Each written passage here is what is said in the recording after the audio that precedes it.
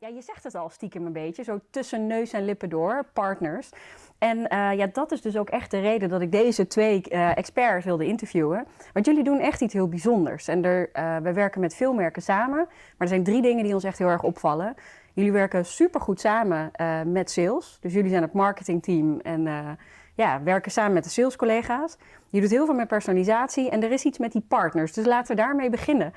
Ik heb het idee dat jullie echt in de visie hebben dat jullie klanten niet zomaar klanten zijn, maar dat het partners zijn. Klopt dat? Zie ik dat goed? Ja, dat klopt ook. Ja. Want als we ook kijken naar de values van Cooper Vision, dan is partner daar één van. Dus ontzettend belangrijk. En daarbij is het voor ons gewoon heel belangrijk dat we samen dingen doen, echt als één team. En dat die samenwerking gewoon optimaal is. Ja.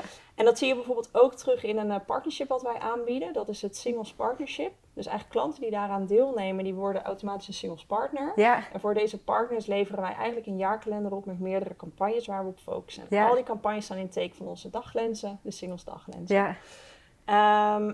En dat is denk ik ook een heel goed voorbeeld van dat we hen echt proberen te supporten. En dat je dus echt weer over de partnership hebt. Ja. En een van die mooie dingen van het partnership is dus het Ambrosia stuk. Dat is echt iets exclusiefs, alleen voor die groep. Wat ontzettend goed gewaardeerd wordt. Ja, wat tof. Wat tof. Nou, we gaan zo meer over Ambrosia. Ik wil het eerst gewoon veel meer over jullie hebben. Want je hebt dus een jaarprogramma. En wat ik ook knap vind, is dat jullie dat echt lang van tevoren voorbereiden. Dus kun je daar iets over vertellen? Want het is wel bijzonder hoe jullie dat doen. Ja, ja zeker. Ja.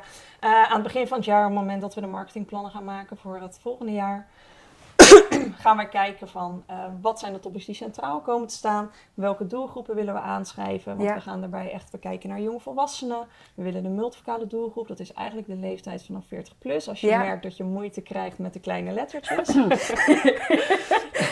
En eigenlijk alles wat ertussenin zit. Ja. En op basis daarvan maken we een campagneplanning. We zorgen er ook voor dat de campagnes lang genoeg duren. Dus niet dat het een campagne is van enkele weken. Nee, we geven echt meerdere maanden support. Ja. En dat is het partnership waaraan ze mee kunnen doen. Voor 3 campagnes op jaarbasis. Ja, super vet. Echt heel erg knap. En,